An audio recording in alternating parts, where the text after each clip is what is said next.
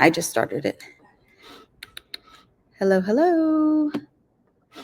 Happy Monday. We are live.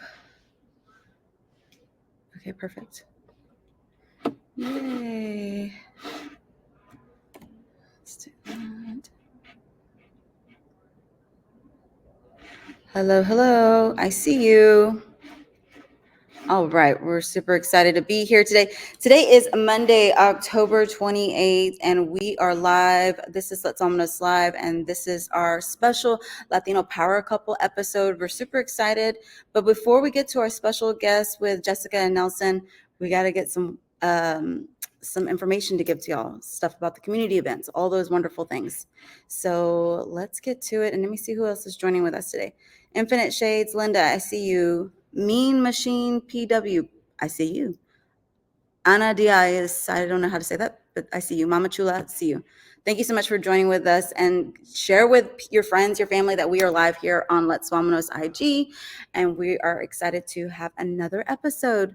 So just so y'all know, we have some wonderful community events. Again, every week we will go live here Monday at Sesh Co-working Space, which is 2808 Carolina Street here in Houston, Texas in Midtown. So if you haven't checked out this space, interested in a working space, a very creative working space, as you can see, we got a mural behind us. We got some fishies back there. This is our new studio, and we're so proud to be partnering with Sesh Co-working Space. So if you don't know, go check out their website as well, seshcoworking.com, where you can see all their community events. So today's on Monday. Wednesday, they do College Day. And then every third Thursday of the month, they do a networking day, which is Female Founders and Friends Day. So you missed it this month, no worries. You got next month, which is in November. So we'll be sharing that as we continue through this season. But we want to make sure y'all know about what's going on. So check out the website, check out my site. It's been a busy Monday, y'all. So if y'all see my website, it's a little behind even today. So, but I will be updating it this week for sure to make sure y'all know about all the community events. And then, as y'all know, Halloween is coming up, and also Dia de los Muertos is also coming up. So we'd love to share any information or opportunities or events that y'all have going. Share with us on Let's Vamonos, and we'll share with our community as well. We see you, Laura. Thank you so much for joining. Vanessa, see you. Appreciate you joining. We are super excited to be here. I'm trying to think of any other community events I need to share that I want y'all to know, but I don't think there are. So with no further ado, we are going to bring on our wonderful guests, which is Jessica Boyanos and also Nelson Venegas, which is our Trending Chismes segment. And so we're super excited to bring them on. And if you know or ever interested in chiming in on the Trending Chisme, go to our stories before our live, and you can chime in as well. We definitely want to hear from y'all, but we definitely want to hear from y'all today as we chime in on the Trending Chisme topics. So we'll get to it. So here we go. We're going to bring them on. Let's get y'all in here. Thank you so much for joining. We appreciate y'all. Make sure everybody's here. Let me move my chair just a tad. Make sure we can get us all in. Perfect. Okay.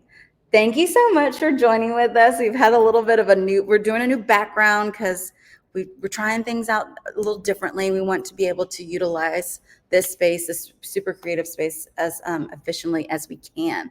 So we appreciate y'all joining us today. So I'm so excited to have y'all on. It has been a year in the making to get them on, because from when I first met y'all back in October of last year at Tech 23 event I think it was like in celebration, I think, of Latino Entrepreneurs Week or something like that. And we got to meet y'all and got to see y'all, and I was introduced to y'all, and I know y'all are friends with also Michelle and Jose, which I absolutely adore. They are amazing. So when they introduced me to y'all, I was like, well, here we go. Latino power couples hang out together, right? But before we get into that, let's get into the Trending Chismes. So do y'all know anything about the Trending Chismes segment that we do? We've seen it. We've seen it A a little bit. a little Okay. bit. Okay. Did you see any of the polls beforehand? I saw some. From your stories, yeah. Yes. Well, he did. He did. Okay. Yeah, he did. Okay. Well, we're gonna get this is a hot take, y'all. So we want y'all's raw reaction. We tend not to want the guests to see them, but if you do see them, because you follow and support, we appreciate that. And so if y'all are on, drop a line and say hello. I see you, Nicole, as well. And thank you for joining with us. If you're on Facebook joining with us right now, appreciate it as well. But our first trending cheesemate poll that we gave, which let me see if I can find it because I've got like a million windows open here. Okay, here we go. So we've got, do your kids still dress up for Halloween? Obviously, y'all don't have kids, right? But do y'all still dress up for Halloween? It's been a while. Yeah, I think. Okay. When was the last time you dressed up? You remember? The only thing that comes to mind is a few years ago when I dressed up as Beyonce. Oh, yeah. Yeah, but that was like lemonade year. Oh, okay. With the braids. Yeah, and yeah. Like I opened the door to the kids with like a bowl full of like lemons and candy. I love that. I had Nelson play the music. Oh my goodness. It was actually kind of scary. We had like red lights on. And some of the kids so it was were like freaking scary out. Beyonce. Yeah, I was the DJ. And you, Nelson, did you dress up as well? I don't think so. I don't know if I dressed up that year. Usually I'll do a mask or something simple, right? Yeah. And we do it last minute. So like we'd be sitting around. J Balvin. I did. Oh yeah. So for an organization called HH&P, shout out to HH&P, we did a Halloween party. Okay. And I was J Balvin. Oh, okay. So, that's great. The very tattoos trendy. And everything. Yeah. It was he was doing a lot of stuff. So for those that know, I have kids. One of my kids does not want to dress up this year. He's 13 going on 30. And I have another one who is wanting to dress up with all the trendy things. So this inflatable costume, which is not cheap, y'all. He bribed his dad to get it for him because I was like, "What are you thinking?" Which one is it? Is it like a T-Rex one? No, it's like this bean. It's like this video player person. It's like a bean, literally. It's strange. It's very strange, but it's inflatable. That's all he cared about. That it inflates and you walk around with it, and it looks funny. So, yeah. Also, did y'all ever dress up when you were kids? Did you is that something y'all did when y'all were kids? Did you dress up a lot? Yeah. Yeah. Yeah, I imagine. I don't really remember all You the don't things remember? that I dressed up as. Uh-huh. Yeah.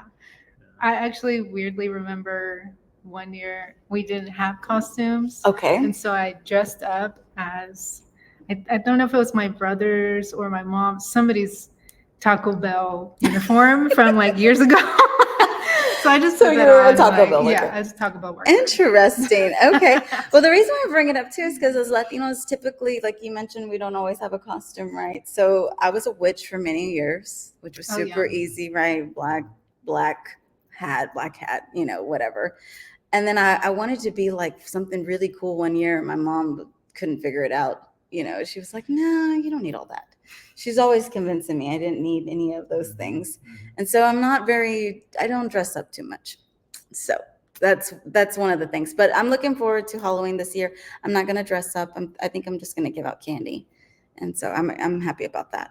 Yeah. I think it's going to rain too. Oh, you know what? The last time we did dress up, we were the Addams family with our mentee. Oh, yeah. So she was Wednesday. And okay. Y'all were the couple. Yeah. Yeah. Okay. So that was the last time. That was last time. Yeah. Also, if you hadn't seen, have you voted early? So it's trending right now. Have you voted early? Yes. We did. Awesome. Voted on my birthday. Awesome. October 23rd. Awesome. Yeah. That's so cool. Definitely. My birthday is actually the day after Election Day this year. Oh, cool. So I actually, for when I first voted for the very first time, I had to register early. So I could vote on Election Day. So that was super cool. And then the last thing, and then we got here the poll, 67% said y'all still haven't voted yet. Oh, so y'all need to vote early. Go vote. It's open until the end of the week, I guess? Till the end of this week? 31st, yeah, till the 31st. And then this is something interesting that I saw, but it's soup season. Did you know it's soup season? No. I don't know. I didn't know it was soup season. What soup do you eat the most? Caldo de res, mariscos. I don't like soup. clam chowder? Oh, none of those. Okay. I would probably say, yeah, well, we don't really eat that much soup, but when I do, it'd probably be the green pozole. Green pozole. Yeah. Okay. Yeah. Nice. Not the red one. Not the red The one. green one. The green pozole. Okay. Yeah. Yeah. And So- that's a soup, obviously. Yeah. Yeah. I've never heard of green pozole. Really? That's good. I Yeah. don't think I've ever heard of it. No. It's good. I'm more of a menudo kind of girl. So Okay. Oh, menudo goes hard. yeah. So you Sopa de pollo. So okay. chicken soup. Chicken soup. That's chicken noodle soup. Yeah. That's my jam. Tradition. Yeah, my mom Yeah. makes that too. The traditional caldo de pollo. Me personally, though, I've gotten a thing for mariscos.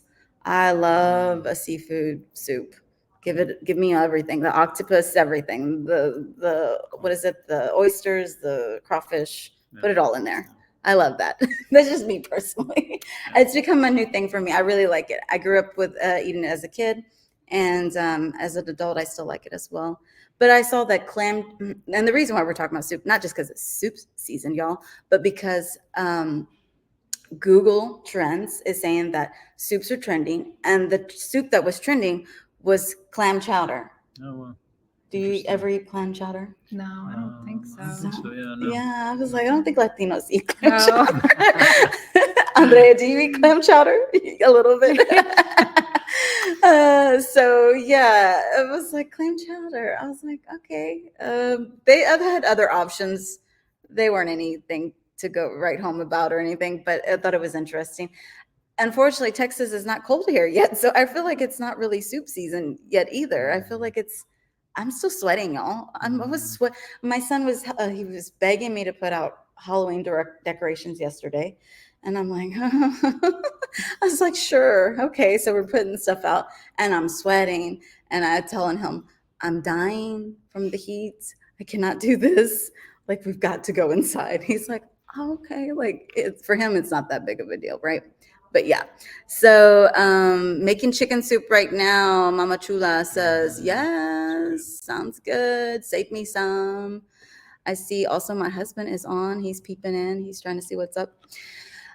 So that's pretty much on our trending cheeseman topics. Again, if y'all ever want to chime in, please let us know. And then also you can always do the polls on our IG stories to chime in on the trending cheeseman. We want to hear from y'all. We want to know what y'all think. We want to know, like I said, all y'all's opinions about certain things.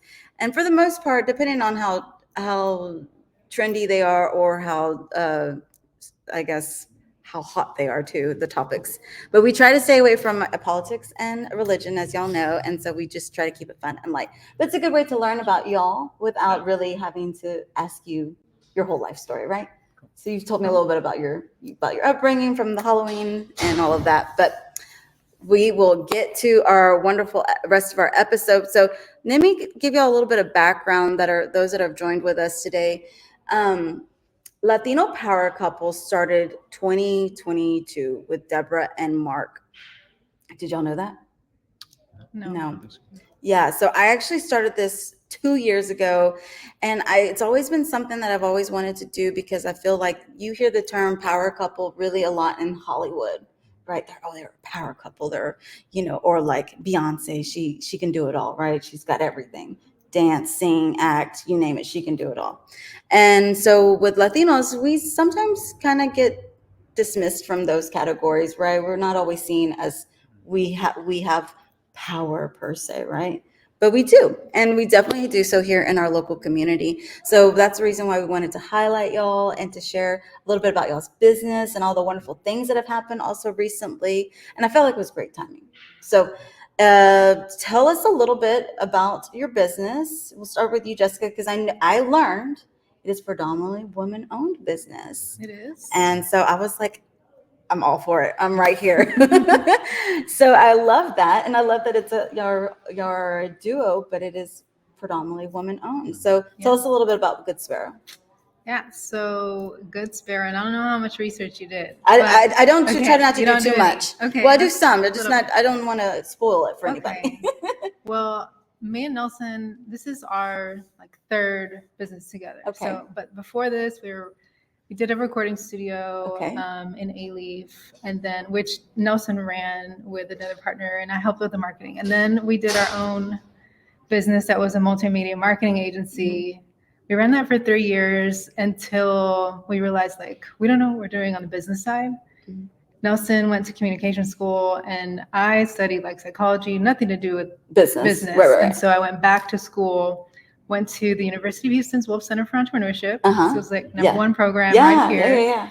And then when I got in there, we realized, and we went in because we thought we were going to scale our previous business and figure out what the heck we're doing with accounting and all that. But then the Wolf Center changed our lives basically. And like we did this whole process of like our values. And then we basically built, we said we had to start over. So we started Good Sparrow. And we've been running it for 10 years. And it was all based on this personal purpose process that we did there. That was like basically ranking everything in our lives, like career, family, spiritual, like not just the business. Right. And then giving was like at the top of the list, and finance, was kind of at the bottom back then. Right. And then so Good Sparrow was born out of like that social impact being at the top of both of our lists. So we both did the thing. And then we smashed our, processes together and like built Good Sparrow from there. And when we started, it was really, we were trying to do social impact projects on our own. And so back then crowdfunding had just started. Right. Yes. And so we were doing crowdfunds on Indiegogo to build micro libraries in Colombia and El Salvador. So we were like bringing books back there, like. And it was crazy because we even had like our whole wedding. If you look for these videos on YouTube and stuff, our wedding was basically like the launch of Good Sparrow and like our projects to go and give the book. So instead of like wedding gifts, we told everybody just bring books, like kids' books, and we're gonna ship them over there. This is like beta. We didn't know what the hell we were doing.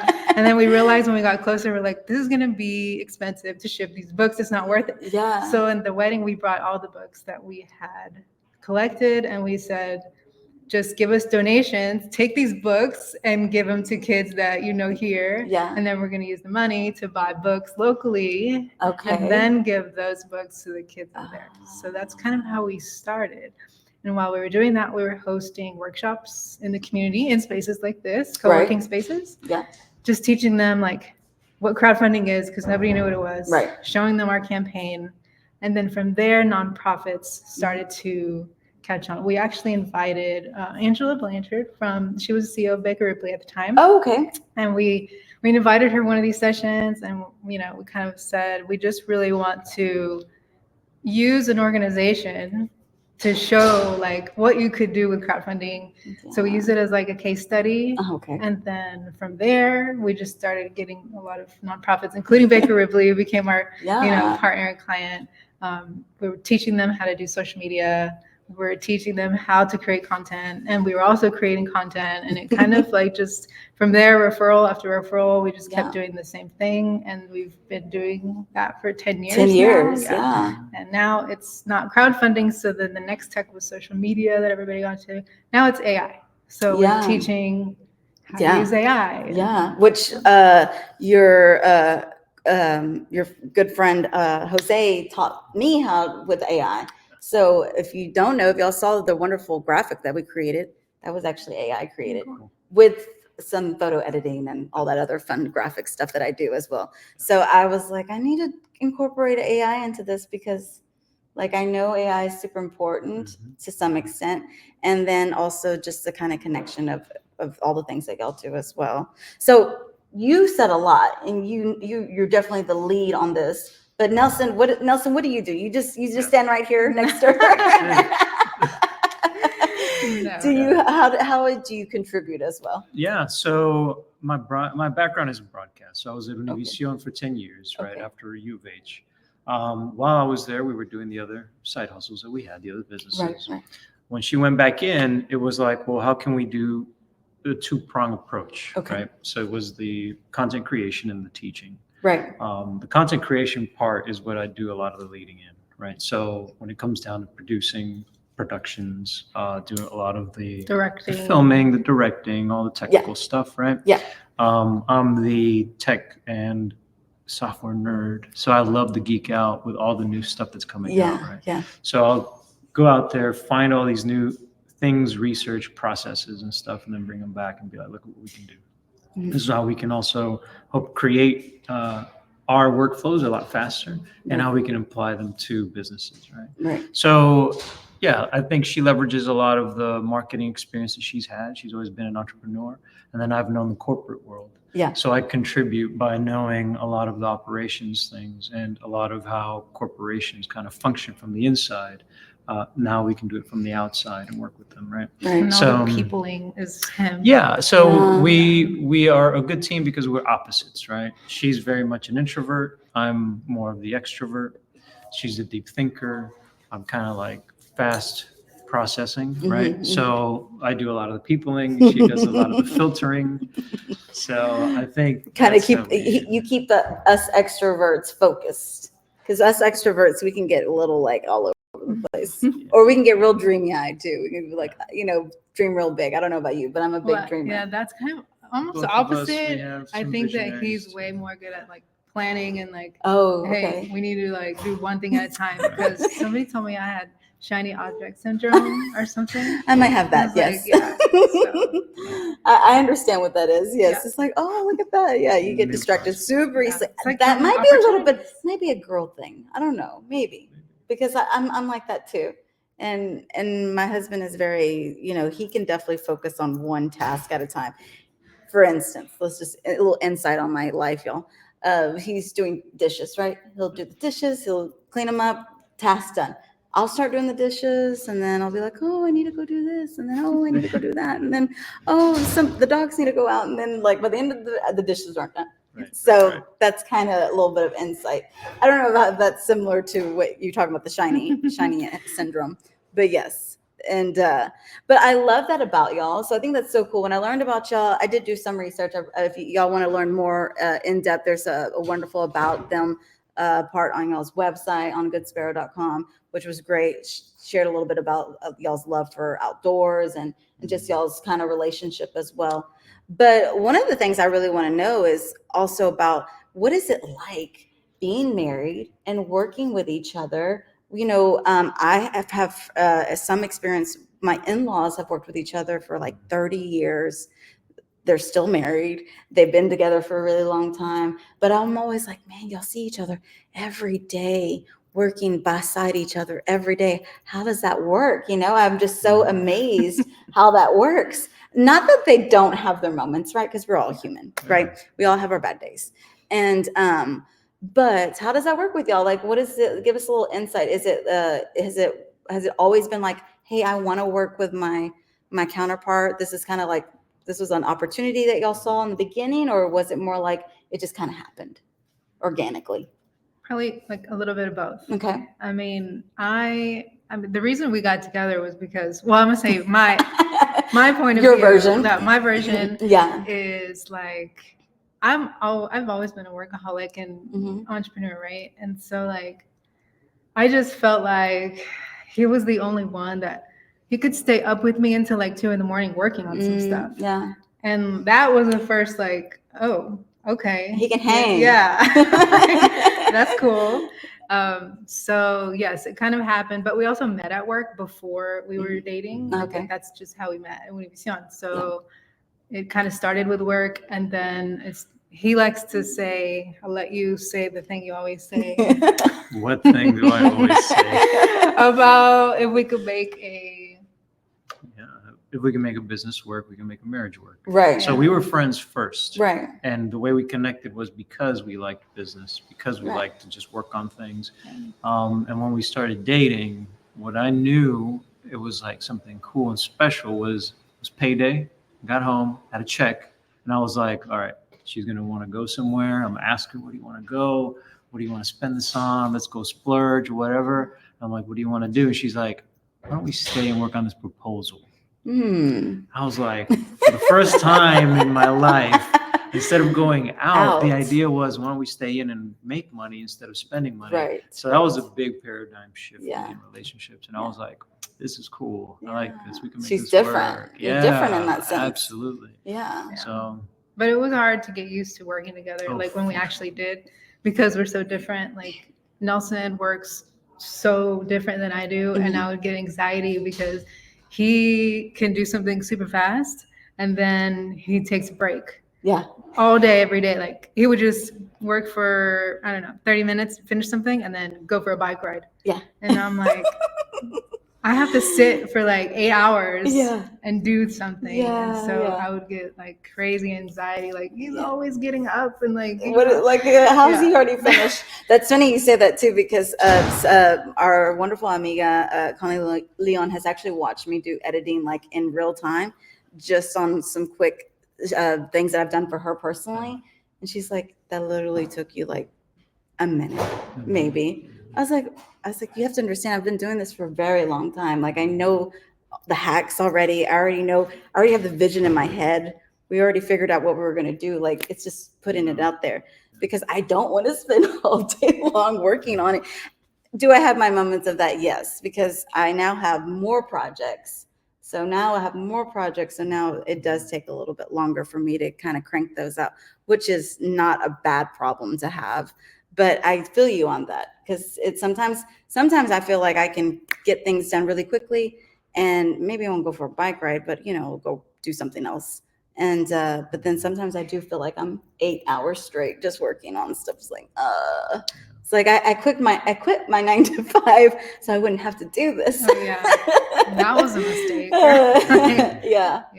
So one of the cool things that just happened recently as well, for those that don't know, is that A Good Sparrow and Jessica Nelson won $10,000 at the Latino Entrepreneurs Week grant pitch competition. And I thought that was so amazing because, it's so inspiring. I've never pitched my own business. That is definitely a goal this year. I don't know if I'll be able to do it in December, but that is definitely a goal for me, to pitch my own business, to learn how to tell my story and all these wonderful things. People might think that I've done similar things. No, I've never done it. People are encouraging me to, but I really kind of am sad I missed out on y'all's pitch to watch it. I was unfortunately dealing with a sick child. I have 2 boys. And so, and that was a busy week. Latino Entrepreneurs Week was crazy busy for all of us. Yeah.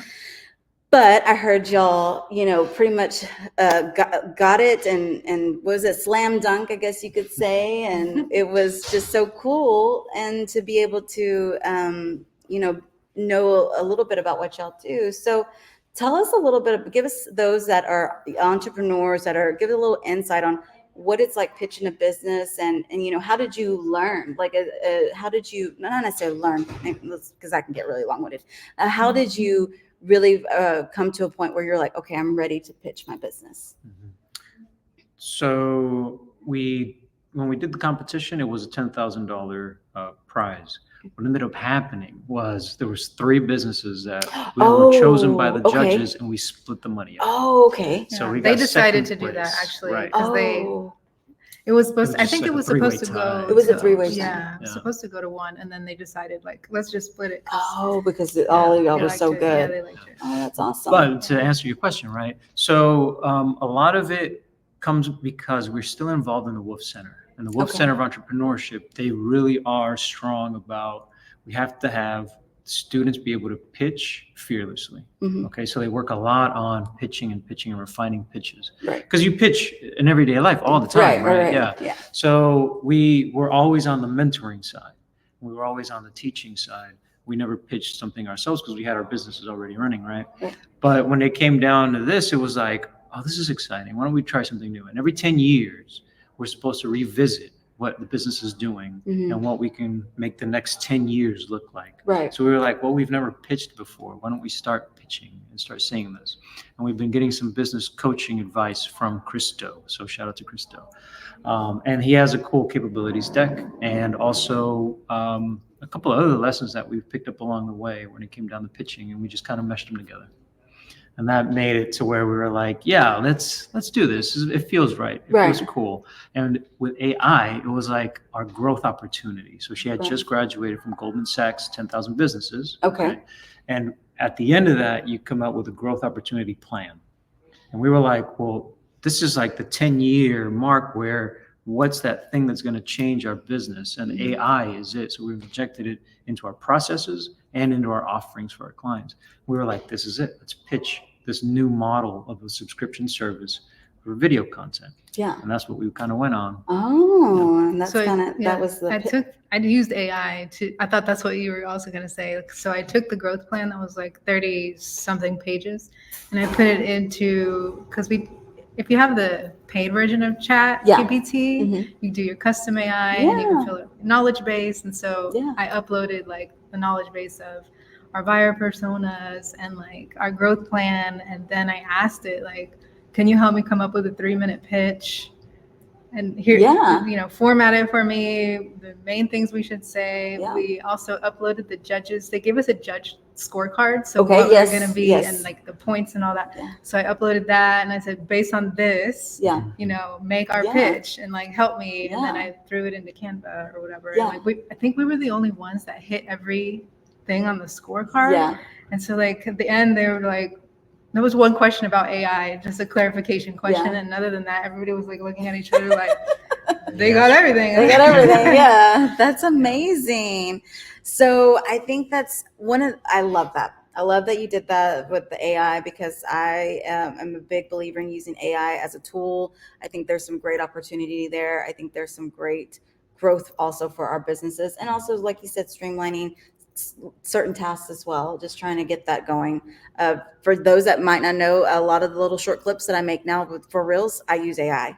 I used to actually chop it up myself and figure out how to edit it and figure out where the soundbite was at and figure out where the best part. Now AI can do that for me. And what do you use? So I use Opus Clips. Yes. Yeah. Okay. I've got the okay. That's the one to use. So so I use that. And then one of the things that I'm also hearing from you that I really hope that y'all are hearing out there as well. And let me see if there's anybody that dropped any comments I see some people that have come in. Thank you so much for joining us. If you're still with us, thank you so much. But one of the cool things that I'm hearing from y'all that I want also to let people know is that y'all never stopped educating yourself and growing. I think this is something as a young entrepreneur, I've only been an entrepreneur for the last 5 years. And as a still growing, I'm educating myself every day, y'all, learning new things every day, going to either classes or workshops that are free, or just trying to figure out where I can learn as much free information right now until I can get to that point where I can, be in the Goldman Sachs or do something even bigger. But I love that because y'all been doing it for a really long time. And a lot of people might think, oh, y'all already know it, right? You're just leaning back on, the revenue or whatever. And it's like, no, that's not how entrepreneurship works, y'all. And small businesses work. That's not how small businesses work. You have to continue to grow. You have to continue to educate yourself and learn. And by doing that, you have to, invest in yourself and invest in your business. So I applaud you for that because I think so many, I've worked with a lot of small businesses, some that are much older than me as well, that don't do that. And you would think, well, why not? You've got to do those things. So that's why we commend you as a Latina power couple, because y'all are understanding the work that it takes to invest in your business and what it also takes to invest in the long end goal. So as far as the long end goal, we're going on 30 minutes, y'all. We're going over on a little time, but we started late, so that's okay. But the long end goal for y'all, I mean, what is the long end goal for y'all? Are you able to share some of that, or is there something that y'all would really like for us to know as a community that y'all would like to put out there for y'all's long-term goal? Yeah, I'll let Nelson start. So there's a couple of different goals, right? One of them is we do want to grow Good Sparrow to a nice, healthy evaluation, 5 to 7 years, and then sell it. Okay, so that is one of the goals, because we do feel like in our lives we want to do a lot of things. And to your point, every time we learn something, right, it makes us expand what we want to be able to do and the kind of impact we want to be able to have. So eventually we will plug ourselves out of Good Sparrow. Right. The shorter term goals, we want to do a lot of short form storytelling and long form storytelling, right, meaning docuseries type things that would go on Netflix, right? So that's what we're working on now and what we want to eventually start doing more of. So we've been telling the stories of other businesses for other businesses a lot and other corporations. Mm-hmm. We want to move into something where Jessica writes something, I help shoot it, right? And we tell and pick and write out the story that we want to tell, that we feel is missing narratives for our community so that they can hear. So that's something that we want to do, and eventually also develop some software, right? So we want to be able to develop things and APIs that could help businesses, like give them tools instead of us doing things for them. Right. Give them the tools that will help them do it. So. Yeah, I love that. Anything you wanted to add to that? Yeah, just on the storytelling piece with, like, we've already started. I think you mentioned, like, we've been doing this storytelling with organizations that have social impact in the community. We're doing a first, like, docu-series right now. I say first because first funded, not first, Right. like, so we're working with, So shout out to Impact Hub Houston. So they're working on a capital readiness initiative, basically with a lot of the other organizations that support entrepreneurs in Houston. So they got a grant from the MBDA, which is part of the U.S. Department of Treasury, to help support entrepreneurs and small businesses. And so it's a collection of all those organizations working together, because we're kind of siloed, even as people and organizations working, and now they're working together, and we're the storytelling arm of that. And so I don't know if you heard, it was like all over social media when they announced it maybe a couple of weeks ago. It was like the official launch, and so there's a link out there that if you search for Greater Houston Support Stack and social and Impact Hub, you'll find it. So if you're an entrepreneur, you can go and apply for support from all of these organizations. So at whatever stage in the journey you are, and if you're a startup, you just have an idea and you need to help launch. If you are needing to get certified as a woman-owned business or a minority-owned business, if you're ready to expand, if you're ready for funding, like whatever stage you're in, these orgs will help you, and that's what they do. And then we're telling the stories of the entrepreneurs that are going along this journey, and that's our part. And then we're also capturing how the organizations are supporting them. So that's the kind of stuff that we want to keep doing. When Nelson says, like, me writing something, it doesn't necessarily mean like fiction, although maybe like in the future I will, but really want to stick to that social impact documentary style things that are happening. That's awesome. We need a lot more of that. So a lot of people don't realize, like, there's still a lot of stories, especially Latino stories, real life Latino stories that are either happening right now or that have already happened, that are being told, that need to be told. So we need more Latinos also behind that movement as well to do so, because it's gotten to the point where people are trying to tell our stories in a way that it doesn't really make sense, or it's like, well, why can't we be a part of this, in a very direct way? We know there are Latino owned businesses out there. We know there are Latino power couples like y'all. You're not the only ones. I mean, I know you wish you'd like to be right now. But there are other Latino power couples out there that are doing really big things. So it's all about, like, how can everybody work together and really kind of do this with what you're talking about. It sounds amazing. We'll definitely have to get the links for it so we can share that as well, and share those opportunities if anybody wants to be able to kind of learn from any of that. Thank you so much for those that are still with us. We appreciate y'all joining with us today and being a part of this wonderful episode. I do have one last question, though, because there was something that y'all had mentioned Nelson mentioned about how, you hope to one day sell the business to some extent and be a part of it in a different way, right? So for those that don't know, it was actually trending earlier this month, and I think you're a great couple to talk about it. So I don't know if y'all are familiar with the Siete brand. They just sold their business for, I believe, $1.2 billion to Pepsi Cola. What are y'all's thoughts about that? Is that something is this something that we as Latinos should be like, with entrepreneurship and businesses, something that we really should be stepping into? Or is this something that we just didn't know, and now that our own community is doing it, we're kind of like, what the heck? Like, what are y'all's thoughts about that? So it's interesting, and it is, I think, a controversial topic for some, right? Right. So we were just talking earlier with a friend of mine, and we brought up Abuelita, that chocolate, you know? It's owned by Nestle. Yeah. And that's 1995. Yeah. So for this long, we've been consuming something that some could say it's cultural appropriation because it's owned by other people, not us. Right. But if we think about the founders and them selling that, right, they're probably well off now and doing other bigger things. Yeah. So we have to look at it in a lot of different ways.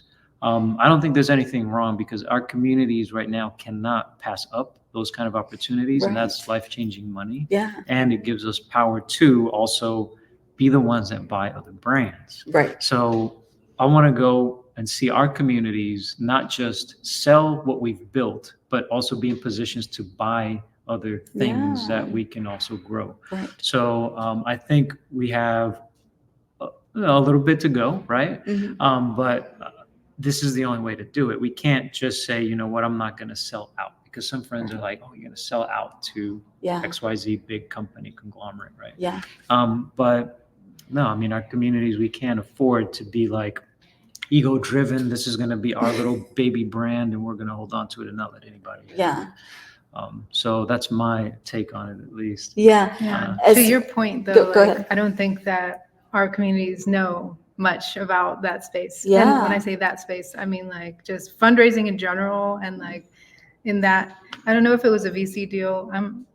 I don't really know the specifics of them selling the brand, but there is a lot to go with that. So even when you are fundraising, there's a lot to learn about how much equity you're going to sell or to give away from your company, because there are a lot of, bad stories out there. People get kind of get pushed out, pushed out, or the rug's pulled up from underneath them to some extent. Right. Yeah. I thought it was very interesting because, we as Latinos, sometimes we don't know business the way, say, the predominantly white community knows business. They do things a little bit differently. And now we're learning more also about the opportunities like Shark Tank does, right? That gives you a little bit of the insight, right? I really still feel like it's very rose-colored glass kind of deal, right? Like it's not really the raw stuff. But I think it's really important for us as a community, especially as a small businesses growing into hopefully bigger businesses and enterprises and all that wonderful stuff, to realize that, there are opportunities, like you said, that can't be sometimes pushed aside. And I love that you mentioned also about the ego, because I think that's, culturally, sometimes that kind of gets in the way for some of us. I mentioned here with Let's Vamonos. Let's Vamonos is just one of my projects. I don't know if I'll keep it long term. I don't know if I'll continue to do it in another 5 to 10 years. I just know this is what I'm doing right now, and I really enjoy it, right? So I think it's also one of those things you just have to realize. Every business you start is also an opportunity for other things to happen. So I understand what you're saying as well, but I was just curious, a little bit of some insight from y'all regarding that, because I love Siete brand. Yeah. I'm sure y'all do. Same. Yeah. Did you see the branding before the new? No, current branding? I haven't. And that's what the people were saying, like, you need to see. And I was like, well, I've been eating their stuff maybe since before COVID, a little bit before COVID. Shout out to Siete brand though, because I did a really small thing on my personal page called Car Rider Mom Confessionals. So I'd sit in my car in the Car Rider Mom line and eat snacks, and I would eat Siete snacks, and I would tag them. And then they sent me a box of Siete snacks for my whole family, like 2 boxes actually. It was crazy. I was like, oh wow, thanks so much. I mean, I didn't expect that, but I was like, I know, I love y'all stuff. It's a kind of a healthier snack. Well, if you don't eat the whole bag, Desiree, it's kind of a healthier snack to have. But we just appreciate y'all's time and everybody that has come on here and joined with us. But we want to let y'all have also the last words as well. So a couple things. 1, tell us how we can support y'all, how we can find y'all. And 2, tell us also maybe some encouraging words for those entrepreneurs out there that are trying to get their name out, or maybe they're struggling, or maybe they're just like, what do I do? Or, they see people like you that have been doing it for 10 years. You mentioned this wasn't your first business though. This is like, you're on your third business or so. So tell us some of those things. So I guess first, where can we find you and how can we support you? So you can find us on all platforms at Good Sparrow. So GOODSPERO, not the bird. So Sparrow is hope in Latin. Okay. And then Fancy Capitalist on all social media, and Nelson Vanegas. It's mainly Instagram and LinkedIn. Yeah. I think those are great platforms. Yeah. And then for support-wise, we're really just looking for people that, Nelson mentioned the subscription model. We've been working more like one-offs. Every once in a while, we'll do like long-term stuff, like the docuseries. Right. But that's what we want to focus on now. So like social impact, long form and short form content creation. You know, anybody that is an organization that's making an impact in the community, that needs more visibility and brand awareness for the good that they're doing in the world. Yeah. We want to be connected to those organizations. Awesome. Well, I definitely hope we can do that, and hopefully we can connect y'all with more of those people, or people that never maybe even thought about it. Right? I don't know about y'all, but when I brought up that y'all were going to be the Latino power couple, I don't know what y'all's first thoughts were, but I know some people were kind of like, "Wow, like that just doesn't really." We don't really talk about that, right, in our community. So I want to do it because I would like to say I don't know anybody else who's doing Latino power couple. If y'all know, let me know, because I want to see what they're doing as well. But I don't, and I think that's one of the things. Sometimes you have to be the first, or not necessarily the first, but the first to really put it out there and say, hey, we're doing this.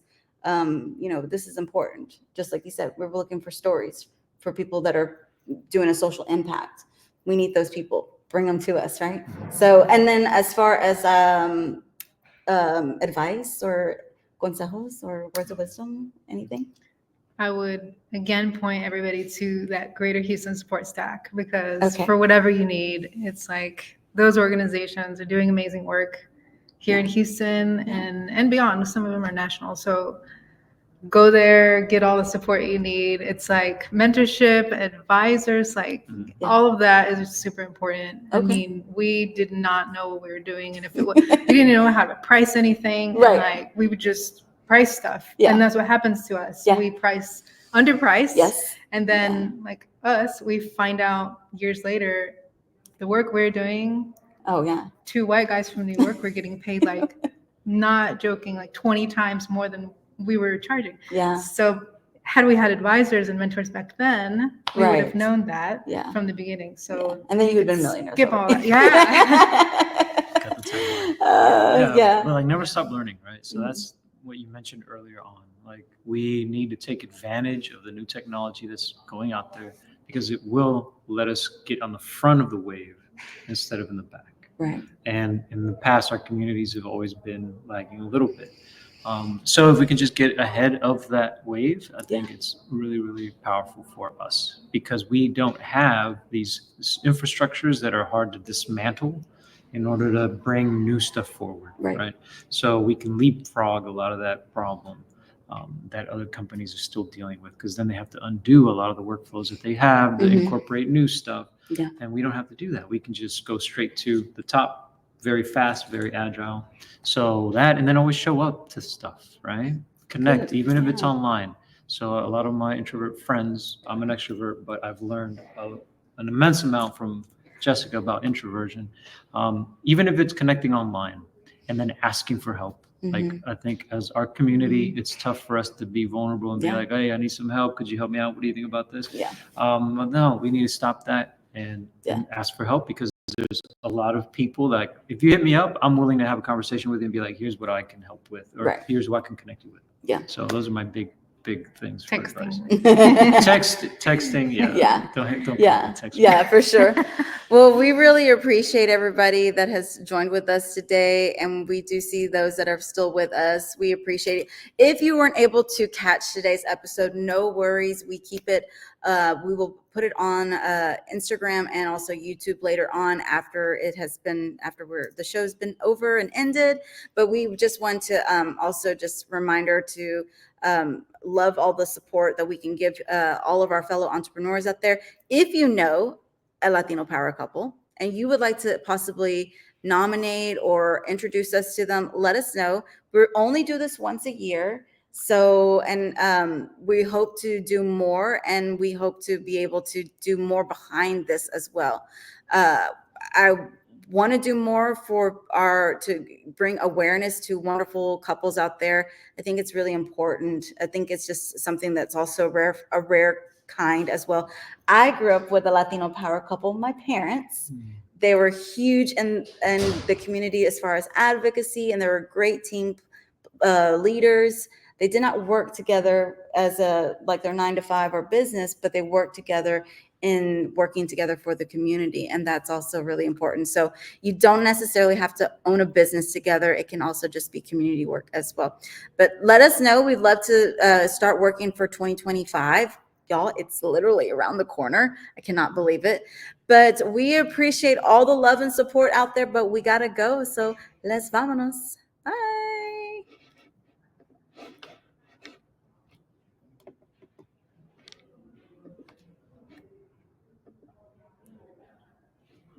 There's a little bit of a delay.